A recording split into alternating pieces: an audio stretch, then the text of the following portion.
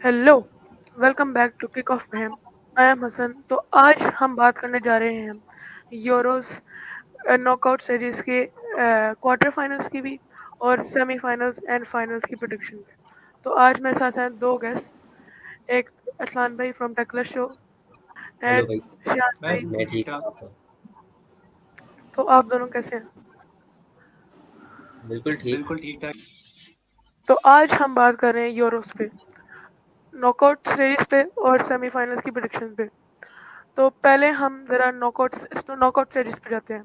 तो पहले क्वार्टर्स के अंदर जो टीम जो सिलेक्टेड थी वो थी स्पेन, जॉर्जिया, जर्मनी, डेनमार्क। और इन दोनों में से स्पेन एंड जॉर्जिया का जो था वो स्पेन 4-1 जीत के क्वार्टर्स में चली गई थी। उसके बाद जर्मनी वर्सेस डेनमार्क जो 2-0 जर्मनी जीत गई थी। उसके बाद था पोर्चुगल और Slovenia and France versus Belgium. तो पोर्चुगल 0-0 पेनल्टीज के अंदर जीत गई थी और फ्रांस बेल्जियम से 1-0 जीत गई थी। तो इनके ऊपर अगर आप कोई रिव्यू कुछ कहना चाहें। यार सबसे पहले तो आई थिंक फ्रांस और बेल्जियम वाला जो मैच था वो तो बहुत ही ज़्यादा बोरिंग था।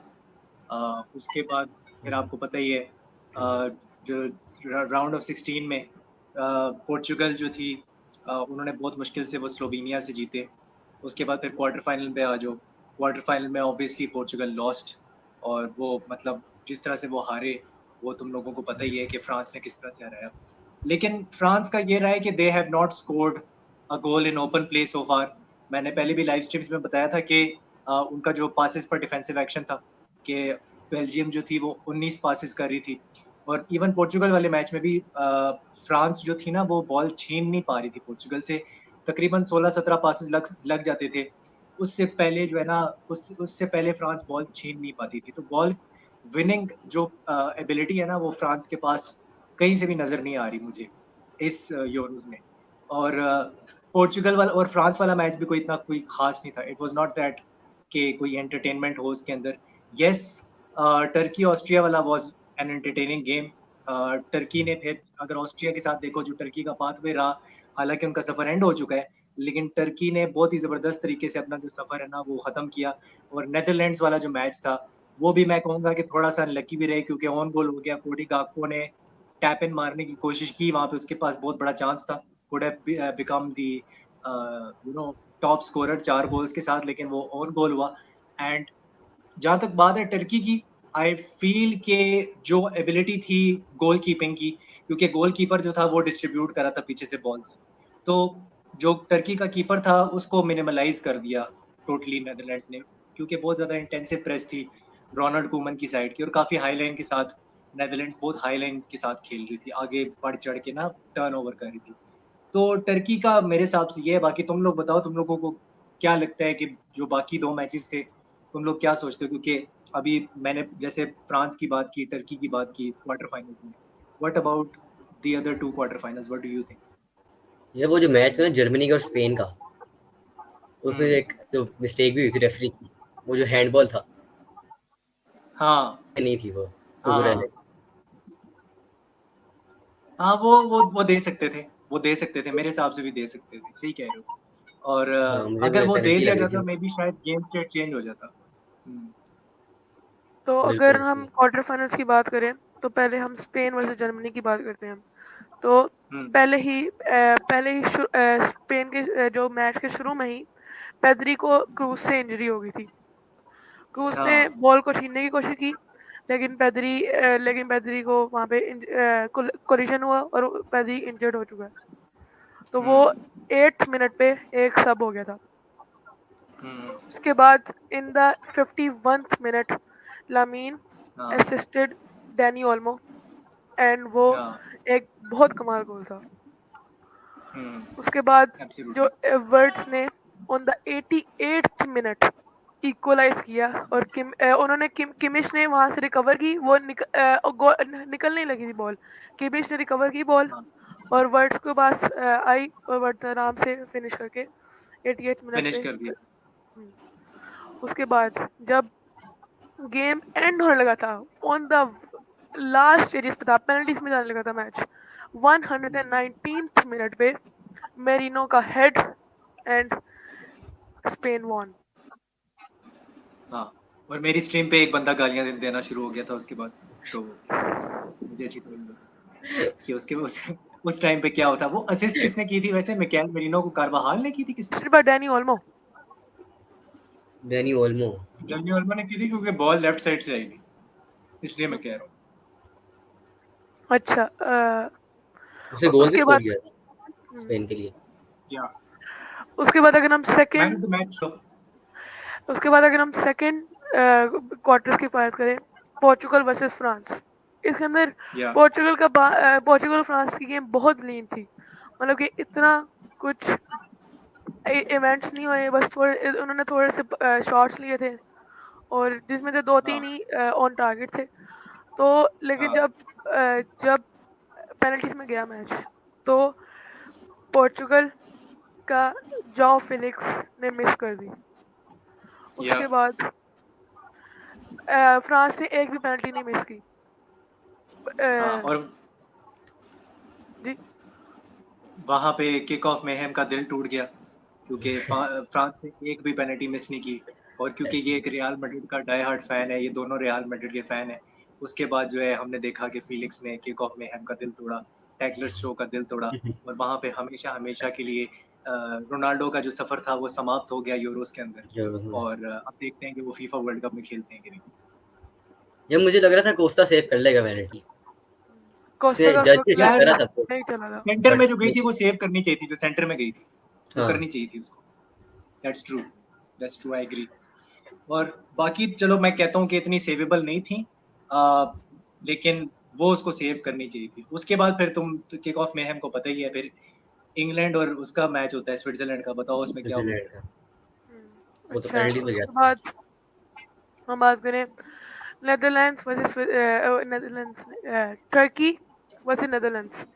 तो हाँ। अब फर्स्ट 30 मिनट्स पे लीन गई थी गेम, थोड़े से चांसेस बने थे, लेकिन उसके बाद ऑन द 35th मिनट एक अर्धा गुला का असिस्ट एंड उनके and a header from the striker end Turkey 1-0 up चली गई थी ऑन द 35th मिनट।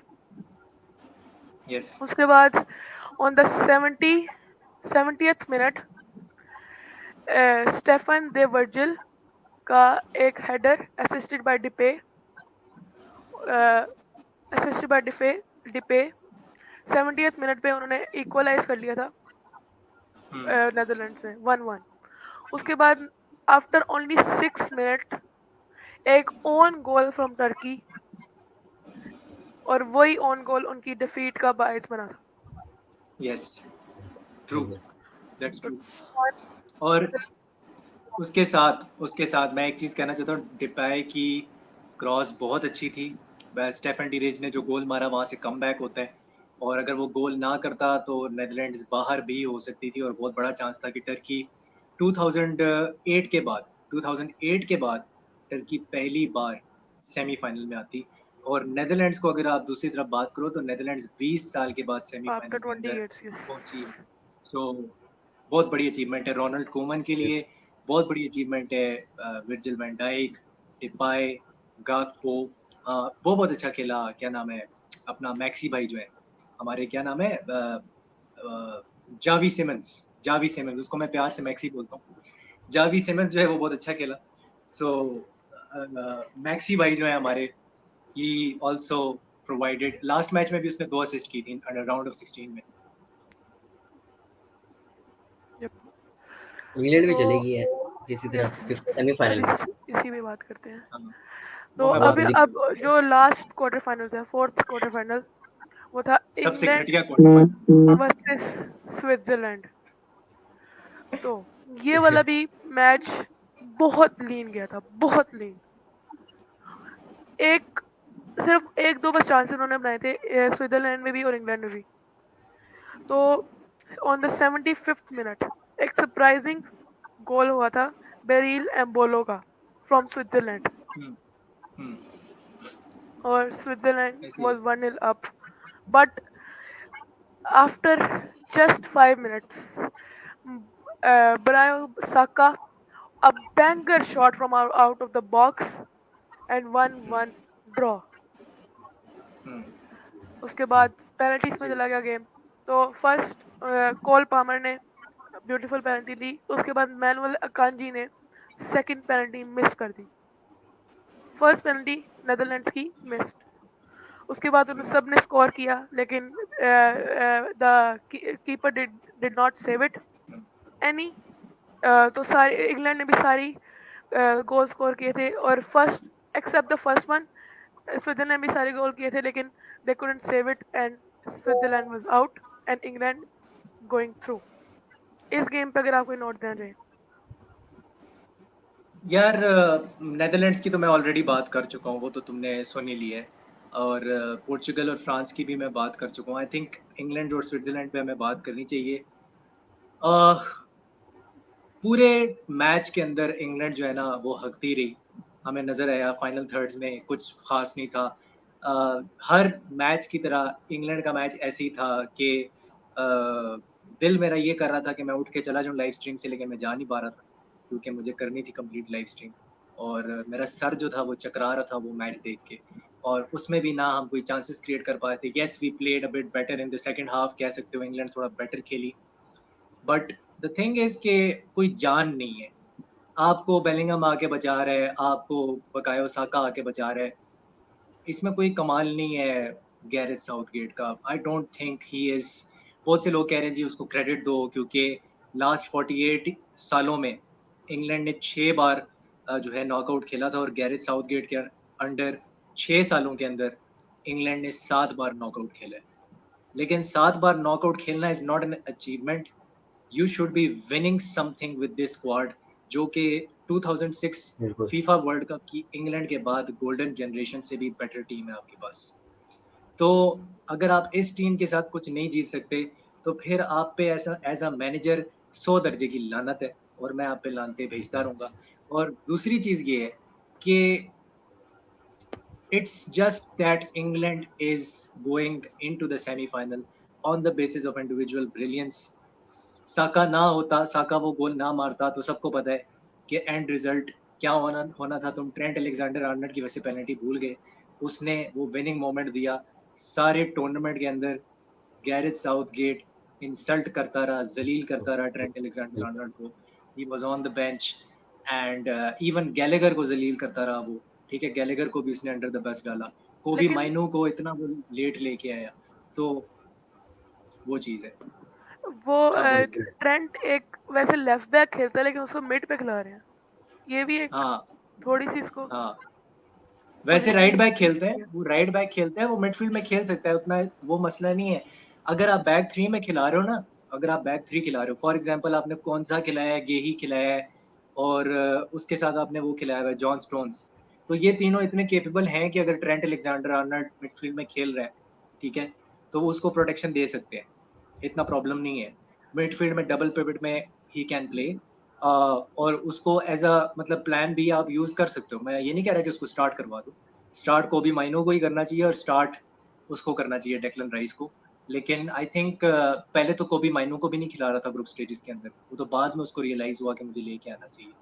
पहली बार इस मैच के अंदर हमने देखा कि उसने 3-4-3 खिलाया, और उसने फोर्डन को left hand side half space में या लेफ्ट इन साइड फॉरवर्ड के अंदर उसने खिलाया। ठीक है, तो वो एक बड़ी इंपॉर्टेंट चीज थी कि आप फोर्डन को पहली बार उसकी स्ट्रेंथ वाली पोजीशन पे खिला रहे थे। उससे पहले तो आप यही कह रहे थे कि उसको वाइड जाके टच लाइन को हक करना चाहिए like a proper winger, but he is not a proper winger. So I think पहली बार गैरेथ साउथगेट ने थोड़ी बेहतर लाइनअप खिलाई। अच्छा, तो सेमीज की बात करें तो सेमीज के अंदर है फ्रांस एंड स्पेन, इनका मैच होगा, एंड इंग्लैंड वर्सेस नेदरलैंड्स, इनका मैच होगा। इनकी प्रिडिक्शन से पहले जरा स्टैट्स पे आ जाते हैं। अभी तक अप टू द सेमीज, जो थ्रू आउट द टूर्नामेंट अभी तक यूरो का जो स्टैट चल रहा है, तो अभी तक जो टॉप स्कोरर है वो है कोडी गैक्पो। उसके बाद सेकंड पे आते हैं इवान रैंच, इवान सच रैंस। दोनों के 3-3 गोल लगे, गैक्पो के भी और इवान के भी। उसके बाद जमाल मुसियाला, इसके भी 3 हैं। हाँ, इन तीनों के 3-3 गोल्स हैं टॉप्स के। उसके बाद असिस्ट पे आते हैं तो लामीन Yamal with 3 assists, 16 year old kid with 3 assists and top assists in the Euros. हाँ, बिल्कुल ऐसे होमवर्क कर रहा था After वो, सुबह और रात को वो यूरोस खेल रहा था। ऐसे ही। after that, Xavi Simons also 3 assists and Joshua Kimmich 2 assists. तो ये अभी तक top scorer and top assists हैं। अब हम बात कर रहे ऐसे ही हैं है। सेमीफाइनल्स की। तो स्पेन वर्सेस फ्रांस, प्रेडिक्शंस। यार स्पेन वर्सेस फ्रांस पे प्रेडिक्शन देने से पहले मैं ये समझता हूँ कि स्पेन इज मोर डिजर्विंग, लेकिन तुम दोनों को पता है कि यार उनके मेन प्लेयर्स नहीं है, कारवाहाल जैसे प्लेयर्स नहीं है। मुराटा शायद खेलेगा, मैंने सुना है, क्योंकि उसका येलो कार्ड जो है वो रिट्रैक्ट हो गया है, ये सुनने में आ रहा है। उसने सेलिब्रेशन की थी, उसको येलो कार्ड मिला था, उसके बाद वो रिट्रैक्ट हो गया था, तो I think he might play, वो शायद खेलेगा। और कौन से उनके प्लेयर हैं? पेड्री नहीं होगा, देखो पेड्री बहुत बड़ी मिस है, पेड्री इज अ बिल्कुल massive massive miss. Rodri available होगा, उसका मैं श्योर नहीं हूँ, he might be available. Laporte का भी डेंजर था क्योंकि उसको भी येलो कार्ड मिला था, तो लापोर्ट का भी चेक करना पड़ेगा कि वो खेलता है कि नहीं। तो काफी उनके स्पेन 4-5 के प्लेयर्स मैच में मिसिंग है। बहुत येलो कार्ड्स हुए थे। हाँ, काफी 4-5 प्लेयर्स उनके मेन मिसिंग है। और ये समझ लो कि स्पेन की तकरीबन बी टीम जो है ना वो खेलने वाली है अगेंस्ट फ्रांस। तो मेरी दुआ तो यही है कि स्पेन जीते, because France doesn't deserve it, to be honest with you. जो घटिया फुटबॉल वो खेल रहे हैं, तो मैं तो ये कहूंगा कि फ्रांस और इंग्लैंड की जो फुटबॉल है सेम है, सेम वेवलेंथ है, सेम टेम्पो है, सेम हर चीज है, कोई ज्यादा फर्क नहीं है। प्रैग्मेटिज्म भी उतना ही है, शायद क्वालिटी ज्यादा है, बस ये कह सकते हो, वो भी इंडिविजुअल प्लेयर्स की। सो आई वांट टू से कि स्पेन जीते, लेकिन मुझे लग रहा है France will just make it, और ये भी पेनल्टीज पे जाएगा। I will go with France ने अभी तक ओपन प्ले में गोल नहीं मारा, मुझे लग रहा है इस मैच में ये सारी कसर निकालेंगे, और फ्रांस 2 स्पेन 2, और ये जा रहा है पेनल्टीज पे, एंड फ्रांस विल विन। अब हम बात करते हैं नेदरलैंड्स वर्सेस इंग्लैंड। इसकी अभी अगर आप कोई कहना चाहें। यार देखो, तुम बायस्ड बोलोगे मुझे, तुम कहोगे कि यार शयान भाई ये आपका हेटेड है टुवर्ड्स गैरेथ साउथगेट, आप गैरेथ साउथगेट से इतनी उतनी ही नफरत करते हैं जितनी आप मिसबाह हक से करते थे क्रिकेट में। वो तो मैं खैर करता हूँ, लेकिन आई थिंक यार इट्स टाइम कि इंग्लैंड जो है ना एक नया मैनेजर ढूंढे और एक नए एरा का आगाज करे, और उसके लिए बहुत जरूरी है कि इंग्लैंड गो आउट। मुझे पता नहीं क्यों फीलिंग आ रही है कि एफए उसको एक नया कॉन्ट्रैक्ट दे सकती है अगर वो फाइनल में पहुंच गया, और मैं ये नहीं चाहता। सो सारी दुआएं मेरी नेदरलैंड्स के साथ हैं, विर्जिल वैन डाइक के साथ है, रोनाल्ड कोमन के साथ है, कोडी गाकपो के साथ है। It's going to be Netherlands 2, England 1। Ruslan भी अगर आप कुछ कहना चाहिए इस गेम पे। मुझे भी लग रहा है कि 2-1 नेदरलैंड्स। 2-1 क्योंकि वैसे इनकी टीम बहुत अच्छी है, लेकिन without a proper manager and without a proper कि आपकी टीम को कैसे खिलाना है, तो टीम कुछ नहीं कर पाएगी। हाँ, नहीं, इंग्लैंड की टीम तो मैं बोल चुका हूँ पहले, 2006 का जो वर्ल्ड कप था ना, उसमें कहते थे कि गोल्डन जनरेशन है, उस टीम में सब कुछ था, और ये डेविड टीम उससे भी बेकहम। ज्यादा अच्छी है। लेकिन मैं ट्रू। ये कहूंगा कि इस टीम में शायद वेन रोनी के प्रोफाइल का प्लेयर नहीं है। दैट्स द ओनली थिंग मुझे लगता है कि मिसिंग है, बाकी सब कुछ है इस टीम के पास। तो यस, अब जो हमारी प्रेडिक्शन है फाइनल के लिए वो होगी स्पेन वर्सेस नेदरलैंड्स, नहीं फ्रांस वर्सेस नेदरलैंड्स। फ्रांस और नेदरलैंड, बिल्कुल या मे बी अभी ये यूरो बहुत अनप्रेडिक्टेबल रहा है अभी तक, अभी सेमीज के अंदर कुछ भी हो सकता है। Any last note from both of you before we end the video? Last thought यही है कि गैरेथ साउथगेट मुर्दाबाद, और नेदरलैंड जिंदाबाद। तो मैं ये कहना चाहूंगा कि किसी ना किसी तरह स्पेन हरा दे सेमी। हाँ, ये तो मैं भी चाहता हूँ, दिल मेरा यही है, स्पेन के साथ है, हाँ मेरा दिल मेरा बिल्कुल स्पेन के साथ है। बिल्कुल बट यार वो they don't have the players. I know वो बिल्कुल players मतलब मिकेल मेरिनो जैसे बेंच पे players हैं, उनके पास जुबिमेंडी है, उनके पास डैनी ओल्मो भी है, but still I feel France थोड़ा सा ज्यादा पावरफुल लग रही है. वैसे स्पेन ने रामोस को भी नहीं खिलाया इस दफा, हाँ. रिजर्व्स पे है वो भी नहीं खिलाया उसको. और हमने कल नहीं परसों हमने एक बहुत इंटरेस्टिंग चीज देखी थी एम्बापे से। वो अनलाइक क्वाराटस्केलिया वो अपने आइडल को हरा के सेलिब्रेशन कर रहा था। Yeah. Yeah. यार और आई थिंक एम्बापे जो है ना, मेरे ख्याल से अब उस स्टेज से गुजर चुका है कि यार अब मैं क्रिस्टियानो को आइडलाइज करता हूँ और वो सब कुछ. I think he has seen enough stardom कि क्वाराटस्केलिया वाली ह्यूमिलिटी तो मैं पहले भी जानता था कि उसके अंदर नहीं है. थोड़ा सा वो ईगो वाइज थोड़ा सा चाइल्डिश है जो उसने पहले रियल मैड्रिड के साथ किया. अब तो खैर वो रियल मैड्रिड आ रहा है तो रियल मैड्रिड फैंस को अच्छा लगना शुरू हो गया है, लेकिन पहले जो उसने रियल मैड्रिड के साथ किया वो बचकाना हरकतें थी. तो I think that childish ego is still there. मेरे हिसाब से उसको नहीं करना चाहिए था, but I think now he thinks that this is his era, so वो चीज है. बिल्कुल तो yes, that will wrap up the video. Like and subscribe, and thank you for Shayan bhai and Arsan bhai from coming. Thank you for having me भाई. Thank you. Thank you so much तो yes, अल्लाह हाफिज.